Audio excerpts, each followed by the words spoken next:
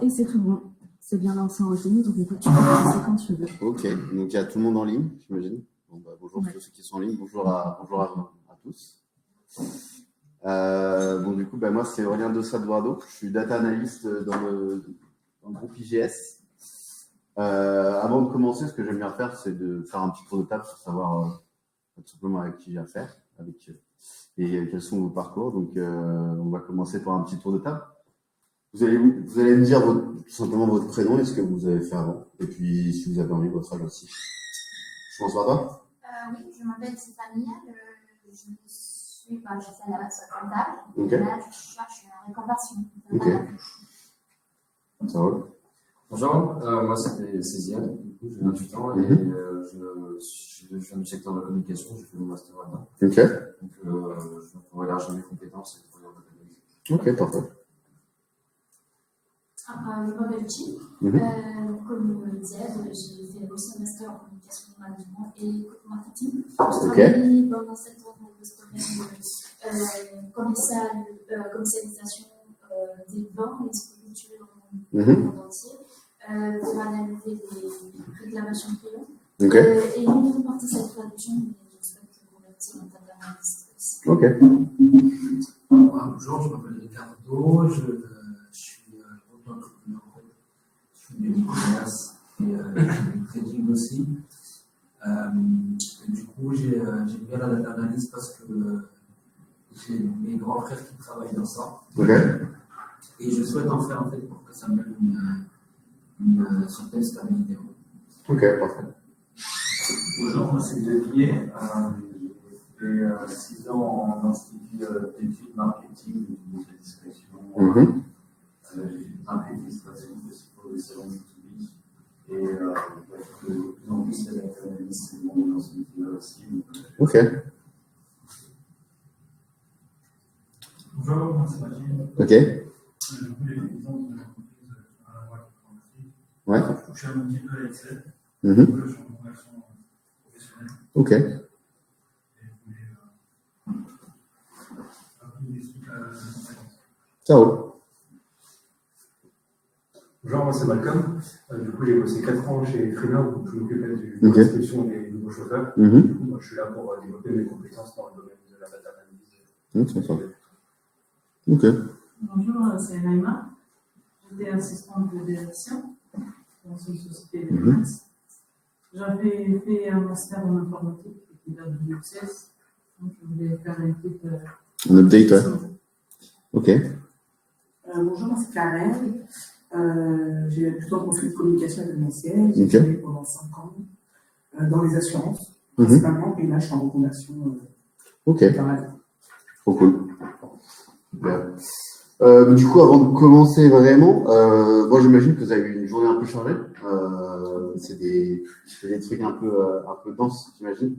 Donc, je vais essayer d'être le plus synthétique possible, concis. Si jamais il y a des trucs que vous ne comprenez pas, n'hésitez pas à me demander. Les termes techniques, il n'y a pas de souci. Il y a même pas 1 ou 2 ans, j'étais à votre place. Donc, il n'y a pas de souci, je vous expliquerai. Et puis, si je ne sais pas, je vous dirai que je ne sais pas. Du coup, qu'est-ce que vous avez déjà fait comme cours, que je situe un petit peu ce que vous avez déjà fait et ce que vous connaissez déjà un petit peu.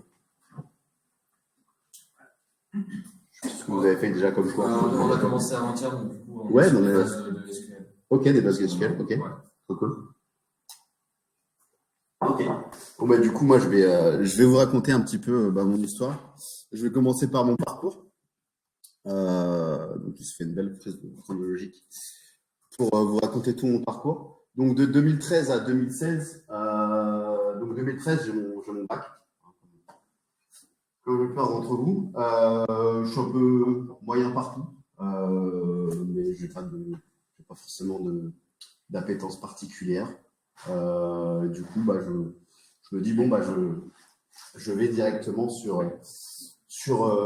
une fac d'éco. Une fac d'éco qui ne me plaît pas forcément. J'arrête. J'ai l'impression que c'est un peu le lycée qui continue. Donc, moi, à la base, je ne suis pas persuadé de faire des longues études. Je m'étais dit, je ne vais pas jouer pour ça. J'aime pas l'école. J'arrête. À côté de ça, moi, j'étais sportif de haut niveau.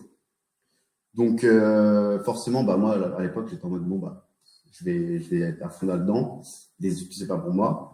Je suis nageur, je vais rester nageur. Sauf que, au bout d'un moment, je finis par m'arrêter parce que ça me recherche de sens, tout ça, toutes ces choses-là, je m'y retrouve pas. Donc, je finis par travailler, faire plein de petits boulots, enchaîner les facs, les diverses et variées. J'ai fait fac de sport, fac d'éco, fac de psy, fac de droit. Enfin, bref, pendant 3 ans, c'est un petit peu le chaos. Je sais pas trop quoi faire. Donc, je finis par travailler en tant que maître nageur. Bon, bah, parce que j'étais nageur. Maître nageur, on n'est pas loin. Donc, ensuite, bon, bah, je sais toujours pas trop quoi faire. En janvier 2015, il y a un événement assez marquant. Il y a les attentats de Charlie Hebdo. Et moi, je me dis, bon, bah, tiens, je fais déjà des trucs de nageur. Donc, je fais du sauvetage et aussi, je suis assez sportif. Donc, bam, je me dis, bon, bah, go à la brigade des sapeurs-pompiers de Paris. Donc, je deviens pompier de Paris. Donc, il s'ensuit tout un entraînement. Je fais 6 mois d'entraînement. Et puis, donc, j'intègre la BSPP. À la BSPP, je suis pas du tout fan du modèle de la façon de fonctionner. Très autoritaire, très larmé. Donc, ce que je me dis, c'est pas fait pour moi. Donc, au bout de 6 mois, j'arrête tout. Et je me dis, bon, bah, il faut que je recommence tout de zéro. Et du coup, je me dis, bon, bah, je vais reprendre mes études. Donc, à partir de là, je commence mon premier bachelor. De là naissent les premières, le bachelor et les affinités. Donc, je pars à Lyon. Je suis pris dans un bachelor d'informatique, tout simplement. Donc, je fais du développement web, développement orienté objet, de la gestion de bases de données. Je commence à faire mes premières requêtes SQL, toutes les gestions de bases de données, voilà, les modèles logiques de données, enfin voilà, toutes ces choses-là qui me plaisent beaucoup. Mais j'ai un autre pendant où tout ce qui est développement web, développement orienté objet, tout ce qui est réseau, ça me plaît pas forcément. Donc moi, je suis un peu dans un entre-deux. Je fais 2 ans d'informatique. À la suite de ça, je me dis bon, je bascule sur du marketing digital comme digital, ce qui est sur un profil un peu plus hybride, qui va un peu plus me convenir. Et je fais un an d'alternance là-dedans. Donc je fais une alternance Paris-Lyon. Et donc pendant cette alternance, je suis responsable de communication. Donc j'imagine que la plupart d'entre vous connaissent. Gestion des réseaux sociaux, comme interne, externe, curation de contenu, gestion, enfin voilà,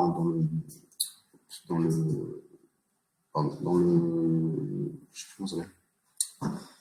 Contact manager, simplement. Donc, à la suite de ça, bon, je ne suis pas persuadé de la voie qu'il faut suivre, mais je me rappelle que c'est vrai que j'aimais bien le SQL, tout ce qui était gestion de données, toutes ces choses-là. Donc, je me dis, je vais continuer mes études sur un master grande école. Parce que je me dis, bon, maintenant, j'ai repris confiance en moi. Je me dis, bon, les études, c'est pas si compliqué que ça. Je peux, si j'ai envie de le faire, je peux. Donc, je passe les concours de grande école de commerce. Et du coup, je candidate à plusieurs grandes écoles.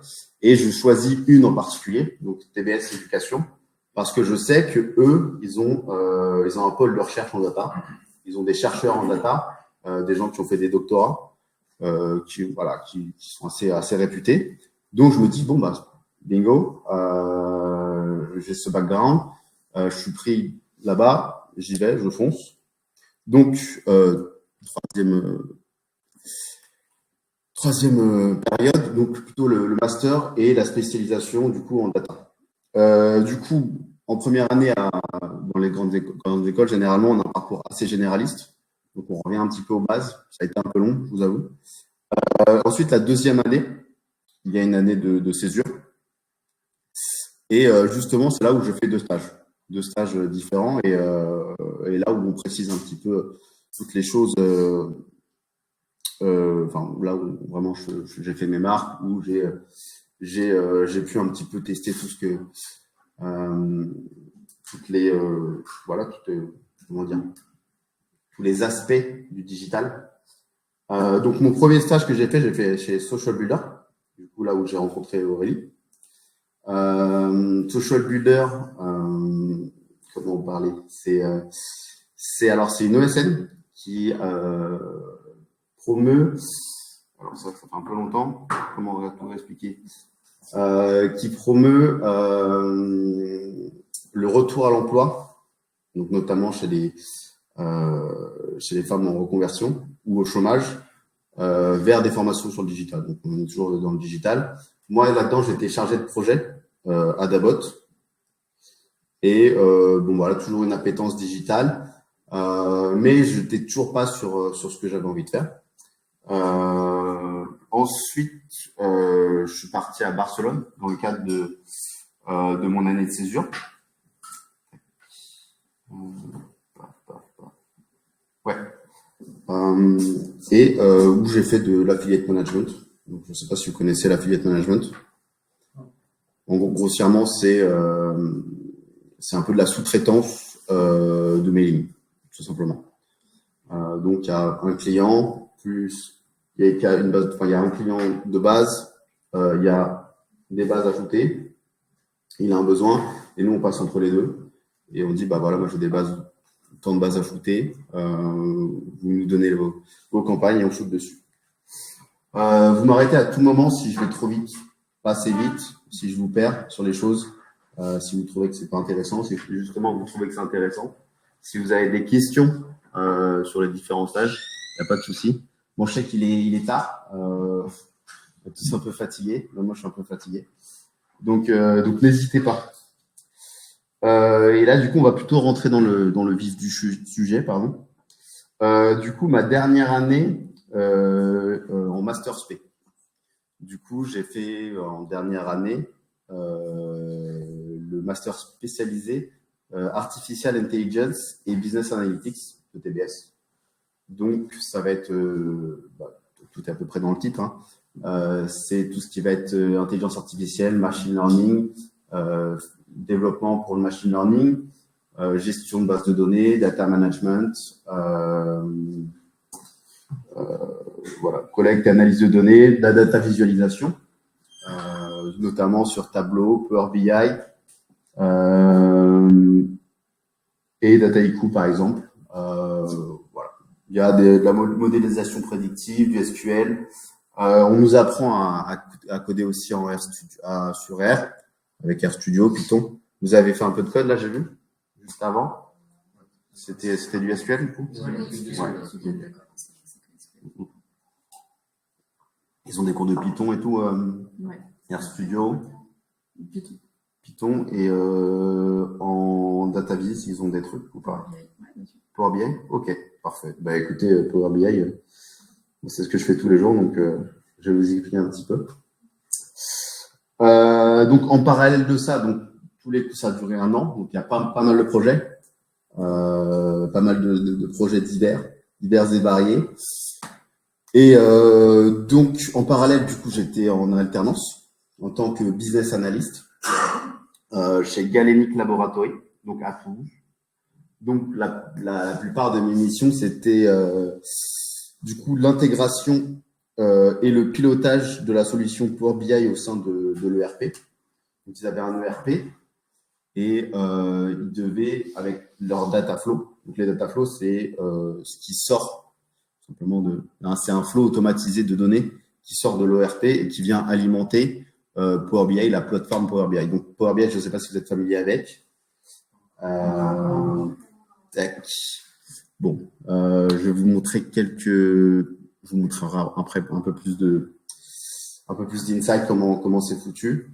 Mais voilà, donc du coup c'est l'ERP. L'ERP, vous êtes au fait aussi de ces choses-là. C'est le progiciel. Le progiciel, c'est les logiciels qui permettent de gérer globalement tous les tous les mini-modules, on va dire, d'une entreprise. Donc, que ce soit la compta, la logistique, la paie, la finance, les stocks, tout ça, généralement, c'est tout stocké dans un seul et même outil qui s'appelle un logiciel. ERP, généralement, c'est soit du Salesforce, soit du Dynamics, CRM Dynamics. Donc, généralement, si vous faites de la data vis ou de la data analyse, vous allez très souvent être avec des ERP. Donc, ça, c'est des choses que vous allez être amené à côtoyer dans pas mal de vos métiers.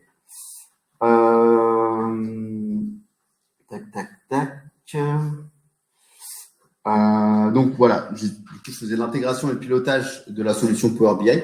Donc d'un côté, j'avais tous les rapports. Donc dans Power BI, si vous voulez, bon c'est un peu compliqué du coup de parler de Power BI si vous n'avez jamais fait de data vis encore, mais grossièrement, ça va être des tableaux et pas mal de charts, de graphiques que vous allez pouvoir alimenter avec des flux de données, mais ça va être beaucoup plus optimisé que par exemple ceux qui ont déjà travaillé avec Excel. C'est beaucoup plus optimisé, ça vous permet de faire du traitement de données, de la correction de données, du data cleaning. Bon, tout ça, c'est peut-être des concepts qui sont encore un peu flous pour vous, mais vous allez très rapidement les assimiler. Donc, dans mon job toujours chez Galenic, il y avait la formation de managers et mise en place d'indicateurs. Donc, c'est-à-dire que j'allais voir les managers, je leur disais, écoutez, qu'est-ce que vous avez besoin comme rapport précisément et quels sont les KPIs, les indicateurs qu'il va vous falloir, en fait, tout simplement, les indicateurs qui sortent de l'ERP et qui va vous falloir dans le Power BI. Donc, ça peut être tout et n'importe quoi. Ça peut être le nombre de ventes, ça peut être le stock, ça peut être les points de vente, voilà, c'est plein d'informations qui sont nécessaires à la conduite du projet du manager et qui, lui, va me donner ses insights, ses KPIs, et ensuite, je serai capable de rédiger ce tableau-là.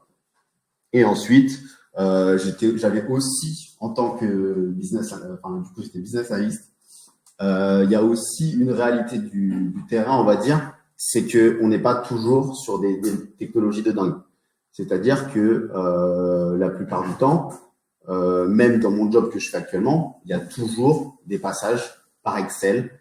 Parfois, on est obligé de repasser par des fichiers Excel. On est obligé de refaire des tableaux croisés dynamiques. On est obligé de refaire un Excel parce que voilà, il y a des trucs qui ne marchent pas forcément tout le temps bien là-dessus. Donc, on est obligé un petit peu de repasser sur Excel. Donc, moi, dans tous mes jobs précédemment, j'avais, allez, je vais dire 60-40, 60 sur Power BI, et j'avais toujours un petit 40% de Excel, parce qu'il faut toujours mettre les mains dans le cambouis un petit peu, faire du data cleaning. En tant que data analyst, je ne sais pas si c'est data analyst ou data scientist que vous préparez comme data analyst, donc il y a un petit peu, il y a une ambivalence. Vous allez amener à mettre les mains dans le cambouis un petit peu et faire beaucoup de data cleaning. C'est la réalité de beaucoup d'entreprises actuellement. Toutes les entreprises n'ont pas des tables qui sont extraordinaires. Généralement, vous allez intervenir sur des bases de données vieillissantes. Et forcément, il va falloir justement ces données-là pouvoir les amener dans des bases de données clean et pour pouvoir faire des, entre guillemets, beaux rapports. Donc voilà, donc il y a pas mal d'Excel. Donc c'est pas mal ce que je faisais à l'époque. Donc là, toujours dessus. Donc data analyst, c'est un métier où il y a autant de postes différents qu'il y a de personnes et qu'il y a d'infrastructures.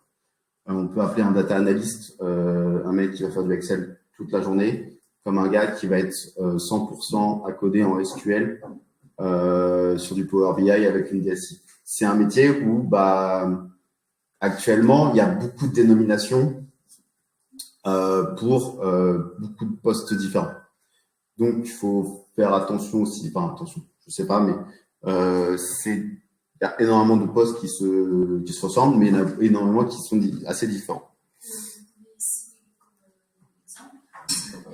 Par exemple, si tu veux, là, dans mon ancien poste, j'étais business analyst. Et en fait, si tu veux, j'avais une dénomination de business analyst.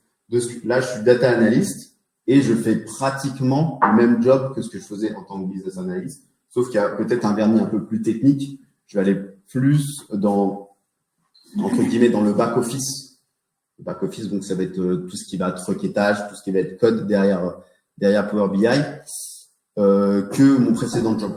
Mais j'avais toujours aussi cet aspect technique dans les derniers jobs. Mais c'est où est-ce que se trouve la frontière entre le business analyst et le data analyst. Et également, je vais citer un autre exemple. Il y a un data analyst qui travaille avec moi, donc il a exactement la même dénomination que moi, et sauf que lui travaille à la DSI, et lui il est beaucoup plus dans le requêtage SQL, justement dans ce que vous avez vu.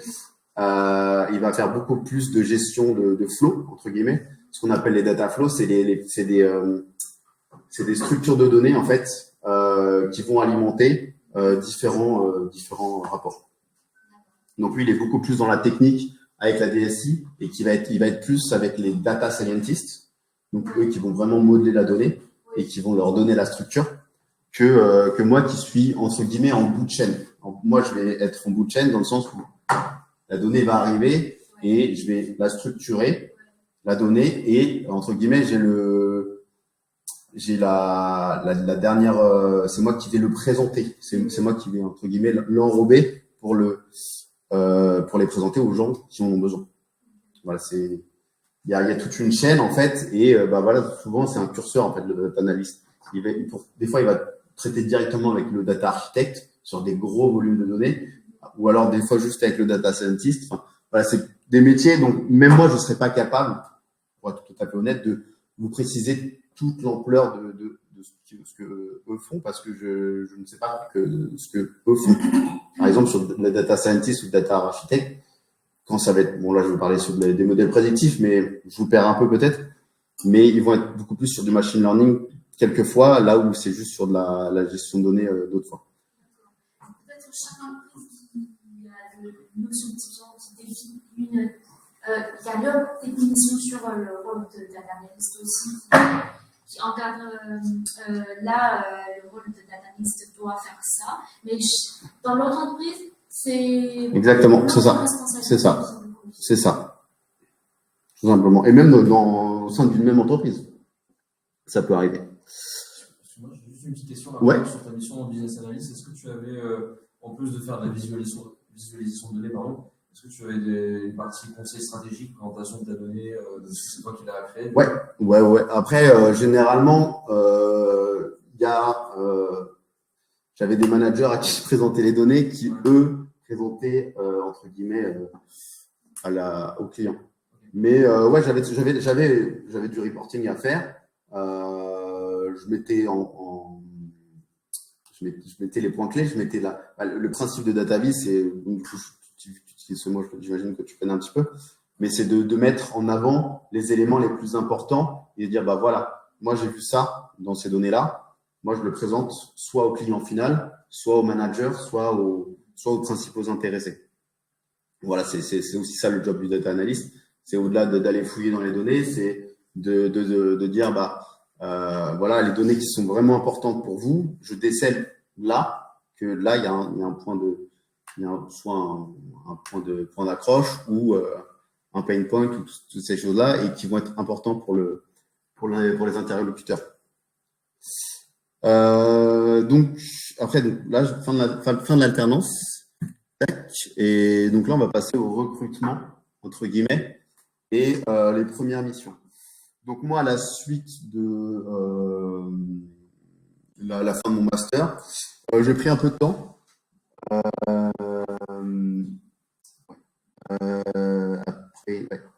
Donc j'ai fait une petite pause de 9 mois pour me concentrer sur mes projets perso, musique, pour mon asso. Et à partir de février-mars 2023, donc je lance pas mal de processus de recrutement.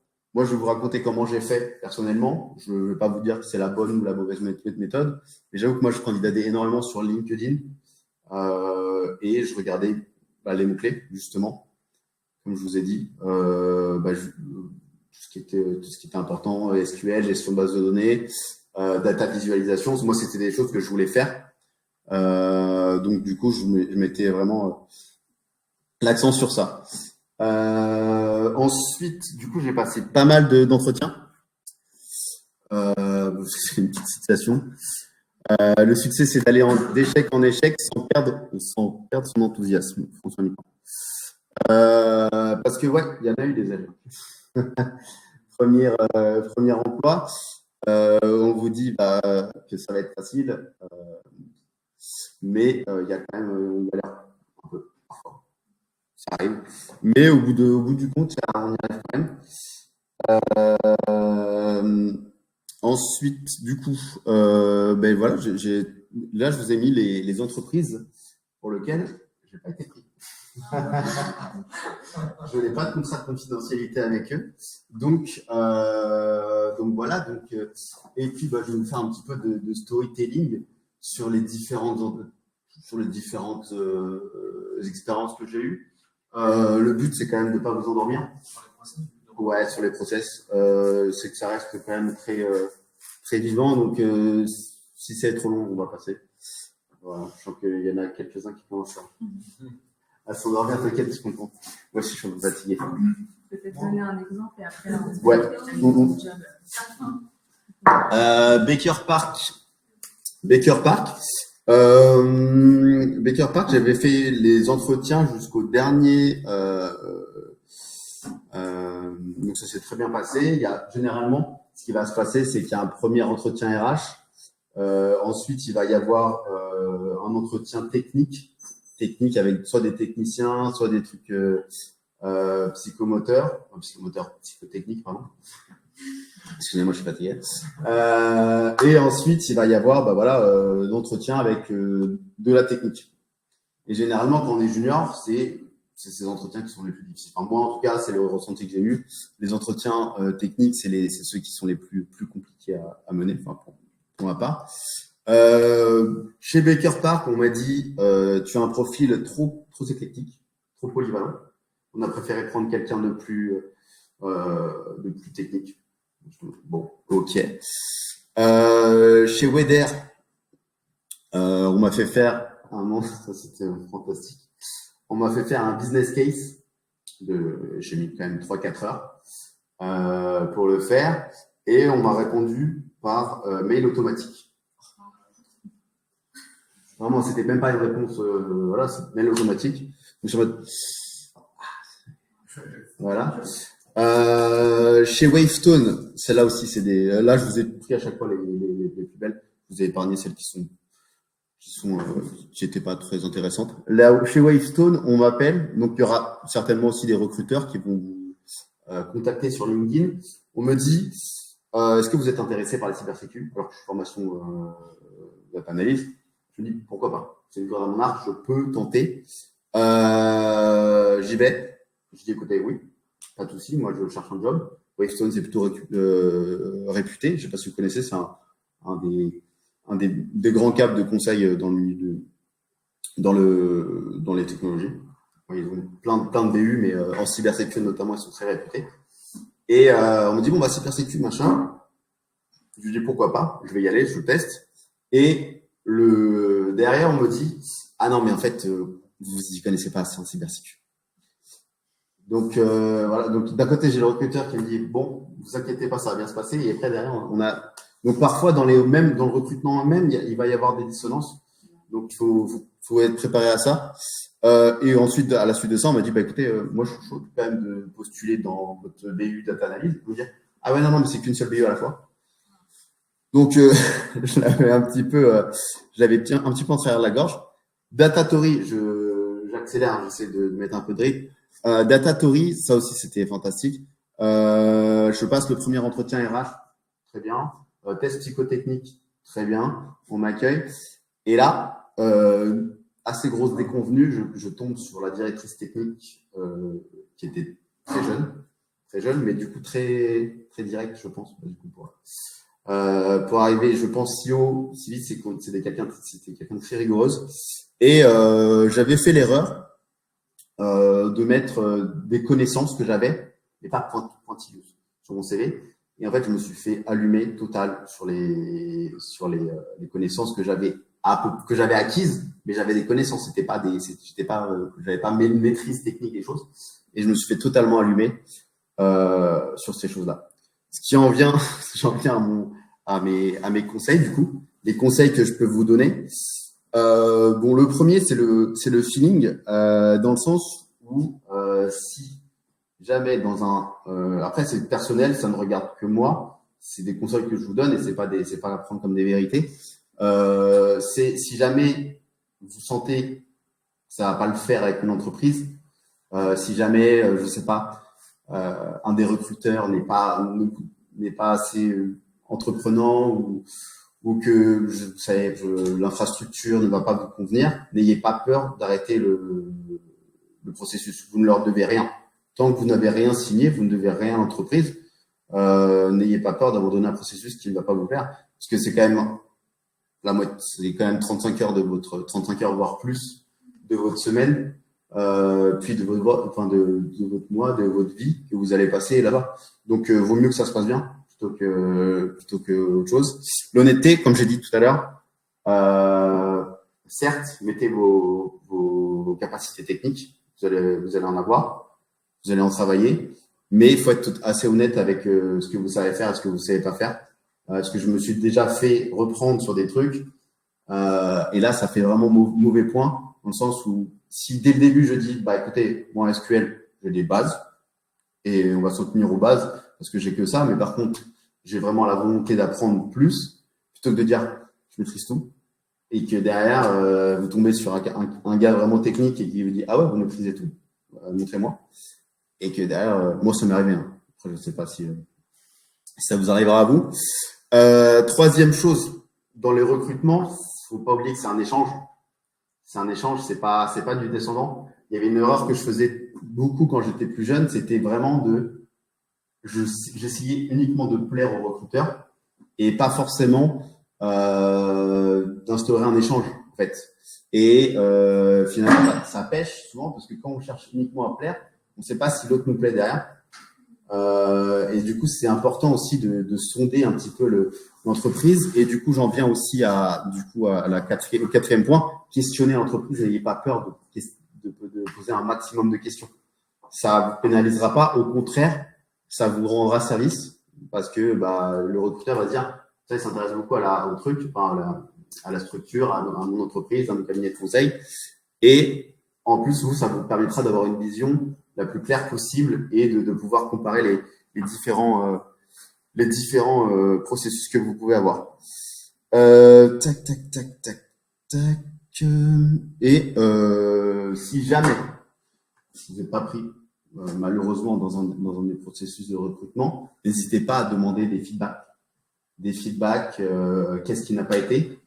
Pourquoi je vous ai pas convaincu?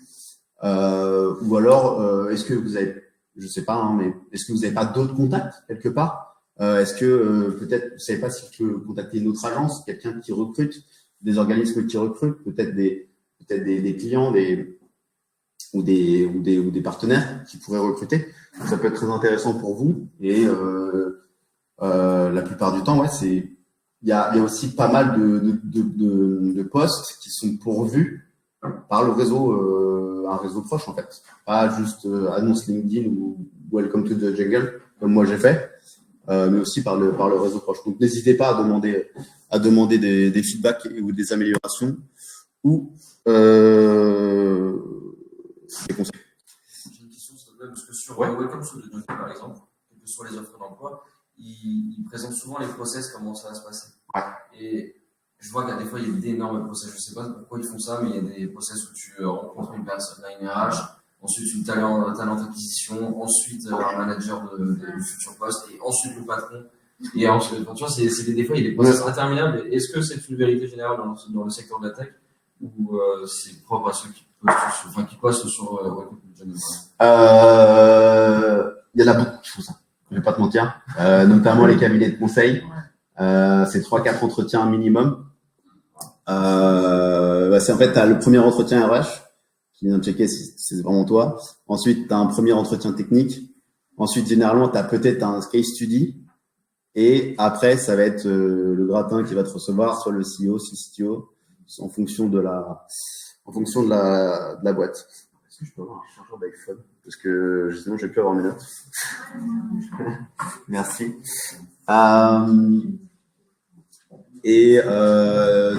Ouais, la plupart du temps, ouais, c'était ça. Après, il y a des exceptions. Il y a des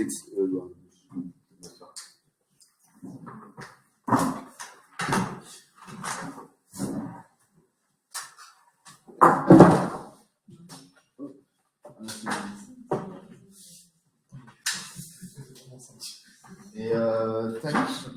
C'est la 35 minutes. Je parle beaucoup. Excusez-moi.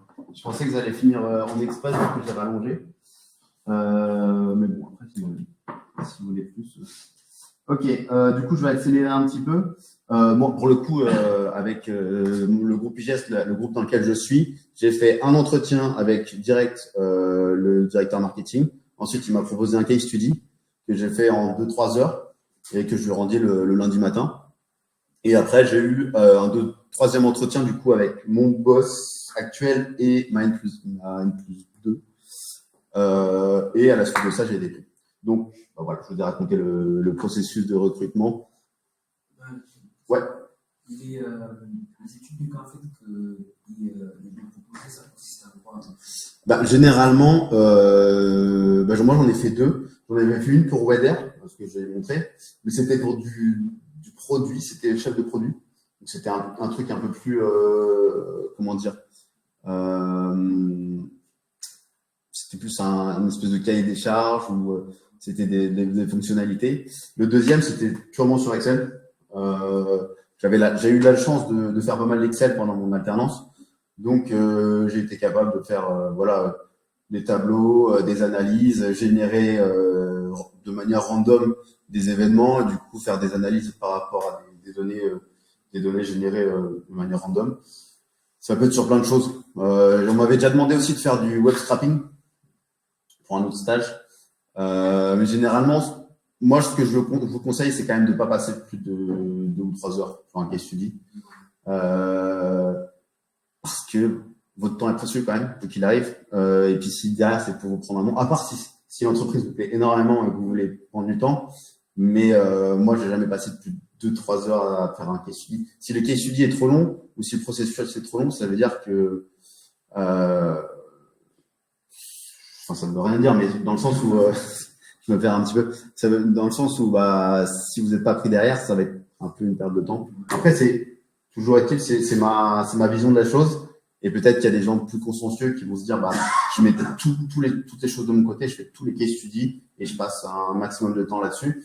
Mais je suis pas persuadé que ce soit la chose la plus, qui ait le plus de valeur dans le process. Tac, hop, je reprends mes notes. Du coup, hop. Ok. Tac, j'en viens à l'entreprise que j'ai actuellement intégrée. Bon, du coup, vu que j'ai pris déjà pas mal de temps, je vais essayer de vous la faire bref. Le groupe IGS, en bref, et sa structure. Le groupe dans lequel je travaille, c'est un organisme de formation qui fait énormément de choses différentes. Ils ont 19 écoles, donc ça va de ISCPA, INIS, IPI. Peut-être que vous en connaissez quelques-unes. Ça va être de l'école de commerce, de l'immobilier, American Business School, c'est de l'international. L'IPI, ça va être de l'informatique. IGSRH, c'est de la RH. Donc ça va être de comprendre la structure de IGS, c'est que c'est une grosse machine. C'est une grosse machine. Et là, moi, mon défi en tant que data analyst, ça va être justement, entre guillemets, l'accuracy de la donnée, la précision de la donnée, et de pouvoir tout retrancher. Parce que comme je vous ai dit tout à l'heure, moi je suis arrivé, c'est un système de données qui est assez archaïque dans le sens où c'est un CRM qui est CRM, vous êtes OK avec CRM, Customer Relationship Manager, c'est là où on stocke toutes les données, globalement, toutes les données clients.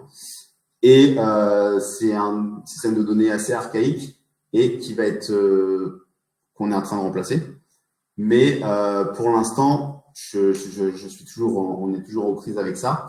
Et mon rôle à moi, ça va être de justement avec l'aide de la DSI. Donc là, je vous ai mis un petit peu le schéma de comment est structurée la chose. Donc la direction marketing générale, qui est du coup la direction marketing générale qui s'occupe de gérer toutes les problématiques d'acquisition, de développement du site web, d'emailing, de mise à jour du CRM, d'implémentation du CRM. Donc voilà, c'est centralisé, cette direction marketing générale. La DSI, donc la direction des systèmes d'information, est aussi mutualisée. Donc on répond à tous les besoins des écoles. Et donc moi, je vais me trouver entre ces deux-là, justement. Donc c'est la direction marketing qui va me faire des demandes. Par exemple, moi, je travaille surtout sur le tunnel de conversion. Donc le tunnel de conversion, je ne sais pas ceux qui ont fait du marketing, vous voyez ce que c'est. C'est prospect, candidat, lead sérieux. Et après, du coup, après lead, il y a inscrit et placé dans le cas de l'alternance. Donc il y a tout ce tunnel de conversion. Et moi, je travaille sur ce tunnel-là.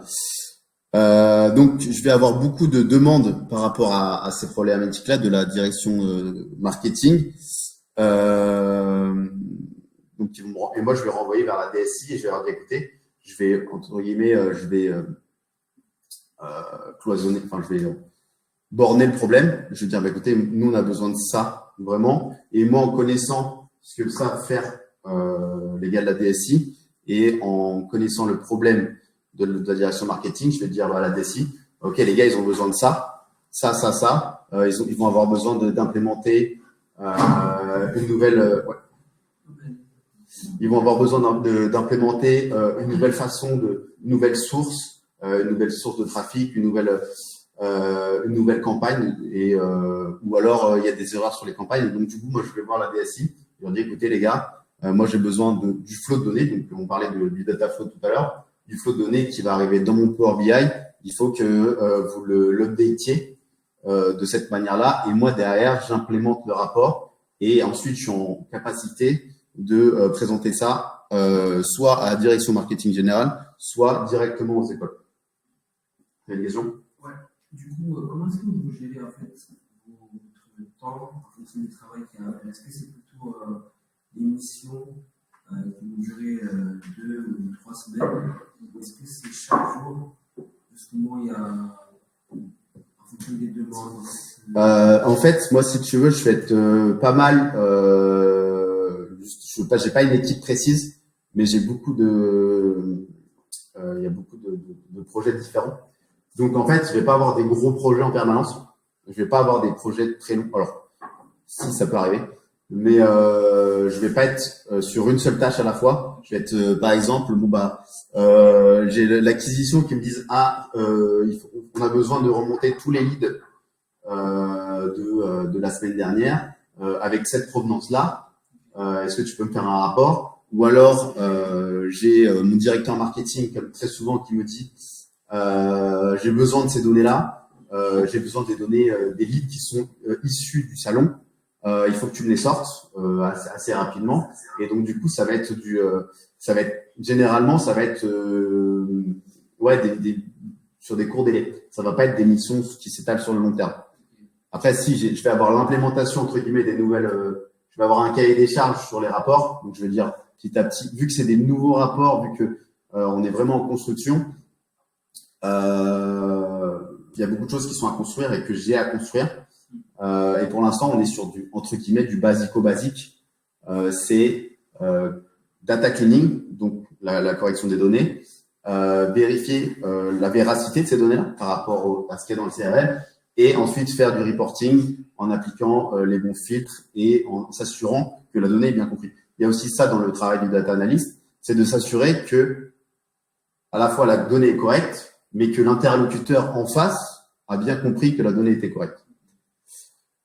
Tac. Alors, voilà, mes différentes missions, j'ai déjà commencé à vous en parler. Donc, je vous ai dit, le data analyst, en tout cas, moi, mes missions jusqu'alors, pas mal de Power BI, mais aussi pas mal d'Excel. Donc, mes différentes missions, ça va être la vérification des datas sur les différents dashboards. Comme je vous ai dit, il y a des dashboards pour la direction, par exemple, qui veulent monitorer le taux d'inscription, le nombre de personnes qui sont déjà inscrites ou pas, le taux de placement, parce qu'on fait aussi de l'alternance, donc il y a des gens qui sont inscrits mais qui ne sont pas placés, ou sinon tous les canaux web, tous les canaux d'acquisition qui sont web, qui vont arriver. Du data cleaning, beaucoup. De la mise en forme de rapports, donc c'est-à-dire les rapports sur Power BI. Je vais vous montrer après les rapports Power BI, et ensuite de la data vis. Et l'implémentation de nouvelles fonctionnalités, comme je vous ai dit tout à l'heure. Ouais. Ouais, juste après, j'ai des exemples de du coup, pareil, data cleaning sur du Excel. Data cleaning, je vais commencer maintenant. Data cleaning, qu'est-ce que ça va être? Ça va être tout simplement, c'est des trucs très bêtes, hein. Mais c'est, par exemple, il y a un champ qui s'appelle étape. Et en fait, dans le champ, tu vas avoir le champ salon. Et après, sinon, tu vas être salon d'étudiant. Ou alors, salon studiant, salon machin. En fait, ça va être, ok, ça, c'est juste un petit problème sur une colonne, sauf que c'est fois 10 colonnes, fois 10 000 lignes. Donc, en fait, c'est ça, il faut traiter des grands volumes de données, peut-être sur des petites choses, mais c'est te dire que, voilà, mon volume de données, c'est celui-là, il faut que je m'accorde à dire que toutes mes données sont harmonisées. Donc, par data cleaning, tu peux voir harmonisation de la donnée aussi. Analyse ad hoc pour le marketing. Parfois, c'était vraiment des choses qui n'avaient, c'était de la data analyse, mais c'était des données budgétaires pures et dures que j'avais à analyser aussi. C'est aussi un petit peu mon job dans ce cas, mais peut-être que ça sera un petit peu de mon poste, mais c'est aussi des choses que j'ai à faire. Et là, un gros job que j'ai fait dernièrement, c'est-à-dire la compilation, l'analyse et le reporting et la data visualisation de données budgétaires pour la stratégie commerciale. Je m'explique. Il y avait avec les écoles, on négocie les budgets qu'ils vont avoir. Et en fait, j'ai toutes les données financières qui arrivent, toutes les données commerciales, les objectifs qu'ils nous donnent pour le nombre d'inscrits qu'on va avoir. Et avec ça, je fais une compilation et j'essaye déjà d'avoir une cohérence, donc une harmonisation de la donnée. Et j'essaye de checker en fait avec les différents. C'est ça aussi la difficulté de mon job, c'est d'essayer de checker avec toutes les parties, tous les entrants, de dire est-ce qu'on est tous d'accord que la donnée qui est là, elle est correcte pour tout le monde. Et ça va être un de vos jobs aussi, la plupart du temps en data analyse, c'est la vérification, c'est la véracité des données qui est très importante. Voilà. Donc là, je vous ai mis quelques cas concrets du data cleaning. Donc par exemple, des écoles qui ont disparu de notre catalogue. Voilà, c'est des choses qui arrivent. De manière stratégique, commerciale, on est en mode cette école elle marche pas. On la vire. Il faut la virer du CRM, il faut la virer du rapport. Donc, il y a pas mal de choses différentes qu'on peut faire. Soit aller directement dans la base de données et dire drop the table. Vous avez vu ça? Je ne sais pas. Le drop the table. Non, mais vous allez voir, c'est marrant. On supprime la table. Ça fait un sacré bordel. Mais, ou alors, on fait ça plus intelligemment. On garde les données, quand même, à disposition et on vient filtrer les vues. Et la data vis, ça va être beaucoup ça va être du filtrage de données et de la mise à disposition, mise en avant d'une certaine donnée. Exemple de cas concret aussi, on a la jonction de tables tout simplement. Quand j'ai plusieurs tables de faits qui viennent s'entrechoquer et que je veux un rapport avec ces deux tables de faits là, je vais vous montrer. Bon, c'est pas très bien zoomé, mais voilà. Donc vous avez déjà vu les modèles logiques de données? voilà, donc un de mes jobs aussi, ça va être de m'assurer qu'il n'y ait pas d'erreur. Pour ça, Power BI, il est assez fort pour vous dire là où il y a des erreurs ou non. Mais il a aussi cet art. Hein. Parfois, il va vous implémenter des choses totalement au hasard et c'est à vous de les corriger. Mais globalement, c'est assez bien foutu et c'est assez intuitif. De toute façon, comme tous les outils Microsoft sont assez intuitifs. Donc là, par exemple, on a une table, mes deux tables principales, ce sont celles-là avec lesquelles je travaille, qui vont être elles-mêmes qui vont être reliées à la date, dimension, la date, donc qui va nous donner tout simplement la date. La session de recrutement, c'est-à-dire qui va me donner énormément d'informations sur la session de recrutement, c'est la classe. La classe, elle va avoir international. Elle va me donner énormément d'informations, je vais pas vous les donner là, parce que ça vous servira à rien, ça va juste vous payer. Mais elle donne beaucoup d'informations. La région, c'est juste pas région Toulouse. Et la dimension de la marque, c'est pareil, c'est l'école de commerce, l'école de com et tout. Et donc du coup, avec tout ça, ça ne représente que ce dont moi ce que j'utilise pour faire mes analyses. C'est-à-dire que ce n'est pas la table de données de toute l'école. C'est un fragment minuscule, ça représente à peu près 1% de la base de données de l'école. Pour vous dire que les bases de données SQL, il y en a dans tous les sens et c'est très sympa. Mais voilà, mais je pense que au début vous allez être amené à travailler sur ça en tant que data analyst. Et je vais pas vous embêter avec les cardinalités, vous allez les voir assez rapidement, je pense. Voilà, donc plan d'action commerciale, ça je vous ai déjà rapidement parlé de ça. Rédaction de rapport, voilà, ça va être le travail du flux, du coup, depuis la DSI qui vont m'envoyer les data flows, je vous ai déjà dit, avec l'agencement d'étapes que vous venez de voir là. Et ensuite, je définis les vues qui sont là. Donc là, concernant, c'est mon travail, c'est ce que je fais. Et à gauche, je vais avoir tous mes filtres. Et puis après, je vais avoir tout simplement, pour l'instant, c'est des matrices assez simples. C'est comme des tableaux Excel, mais de toute façon, c'est ça. Et après, à partir de ça, on peut faire énormément de data visualisation. Tac, j'essaie de pas trop vous prendre du temps parce qu'il est déjà 23, ça fait déjà 5 minutes que je parle tout seul. Correctif. Et voilà. Et donc, les exemples de cas concrets aussi que je peux avoir, c'est correction ou déploiement de nouvelles fonctionnalités. Tout simplement, voilà, vu que c'est un gros morceau, il y a beaucoup de choses qui, petit à petit, il y a des nouvelles demandes. Il y a ce serait bien qu'on ait ça. Ce serait bien qu'on puisse moduler la date. Ce serait bien qu'on puisse avoir la date d'actualisation. Ce serait bien qu'on puisse avoir un flux automatisé qui se mette à jour tous les jours. Voilà, il y a toutes ces choses-là qui viennent, que j'ai à gérer tous les jours. Challenge futur du poste. Donc, ce que moi, je vais implémenter, je vais essayer de passer rapidement parce que ça fait déjà 50 minutes. La data visualisation. Là, vous avez vu que pour l'instant, la data vis, il n'y en a pas beaucoup. C'est beaucoup des tableaux. Et le but du data analyse, c'est aussi que les gens comprennent la donnée et que ce soit un maximum clair. Donc, moi, les objectifs que je vais avoir, ça va être le développement de la data visualisation et l'évangélisation auprès des gens qui sont dans mon entreprise pour avoir justement une politique. Je reviens au deuxième point, une politique plus data-centrique, c'est-à-dire piloter les projets stratégiques avec une vision donnée. C'est-à-dire, j'ai fait des analyses, ça va venir avec les prochains, justement, le dernier développement de nouvelles infrastructures. On va avoir de nouvelles infrastructures qui vont donner des données plus concis, plus granulaires, entre guillemets, qui vont me permettre de meilleures analyses. Troisième point, le développement de l'analyse et la stratégie par la donnée. Donc, ça rejoint un peu quand même le deuxième point. Moi, je vais être en capacité, justement, avec les infrastructures, de me donner une meilleure analyse. Et le quatrième point, c'est automatisation de tous les flux. Donc, mise à jour auto de l'intégralité des rapports et qui est le summum de l'automatisation, c'est-à-dire qu'on n'a plus rien à faire, tout le monde sait comment accéder à la donnée et tout le monde est content avec sa donnée.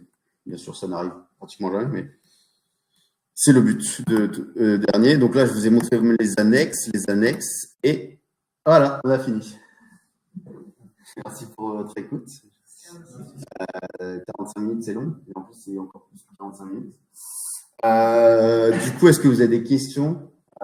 J'essaierai d'y répondre un maximum. Autrement, Est-ce que c'est faisable, du coup, ce que vous faites en télétravail ou ça demande à ce que vous soyez tout le temps à l'entreprise? moi, je suis en télétravail 3 jours sur 5, mais j'ai des collègues qui sont en full télétravail.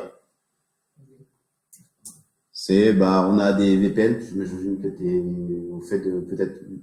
Les VPN, c'est des réseaux privés qui permettent aux entreprises justement de garder de pouvoir garder la confidentialité. Ouais. Donc ce que je fais, le métier de data analyst, tu peux faire ça 100% en distanciel. Après, moi, je sais que quelqu'un qui aime beaucoup être en présentiel parce que moi, je trouve que le travail, c'est aussi être avec les gens. Parce que moi, passer une semaine tout seul chez moi en présentiel, en distanciel, c'est un peu le cafard, mais ouais. Si toi, c'est ok pour toi d'être tout le temps présent en distanciel, t'as des autres jobs qui sont en full distanciel. 3-5, je pense que ça va. C'est très bien d'être en complète. Ouais, moi, je suis 2 jours sur site. Là, aujourd'hui, j'étais sur site. Hier, j'étais sur site.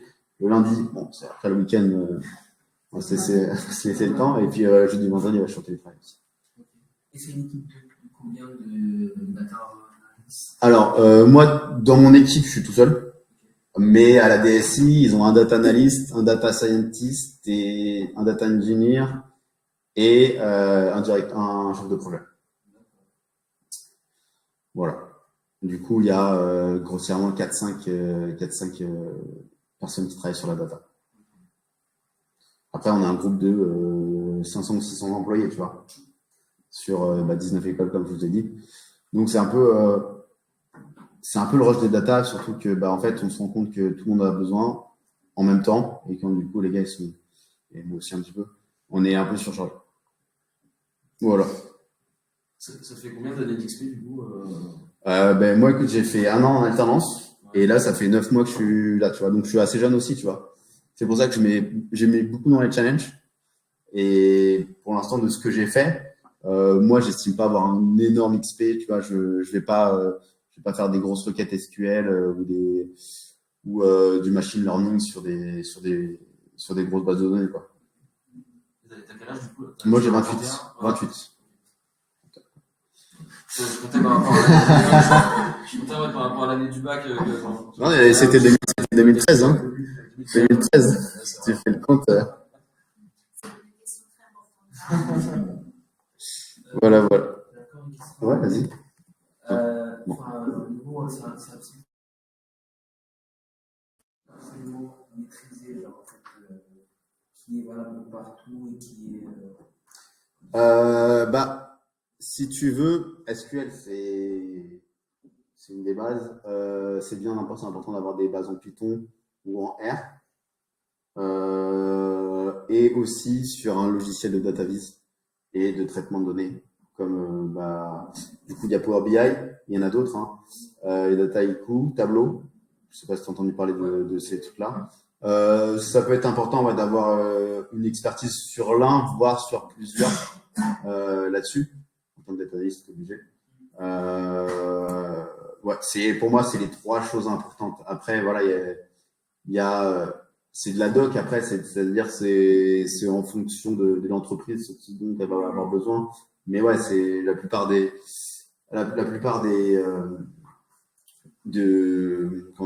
du code que tu vas devoir utiliser, c'est du Python, du R et du SQL.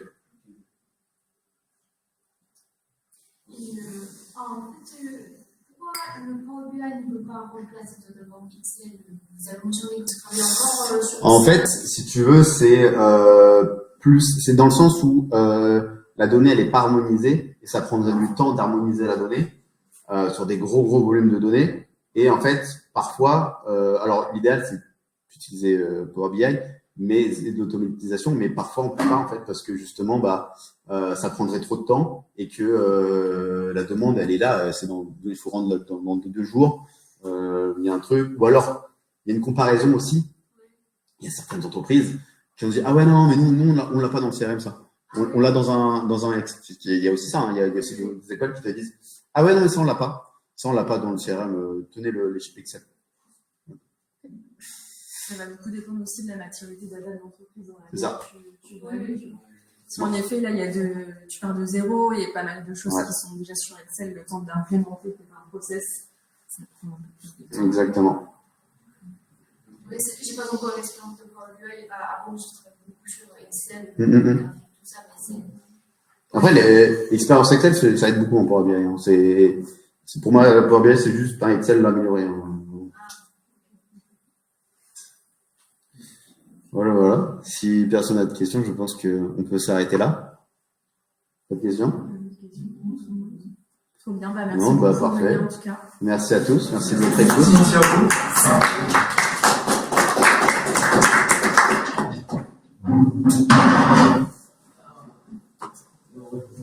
C'est vrai que je me déconnecte. Merci à ceux qui étaient en ligne. Hein. À la prochaine. Je sais pas qui c'est qui était en ligne. Attends, ah oui, par contre, il y avait plein de... Ok.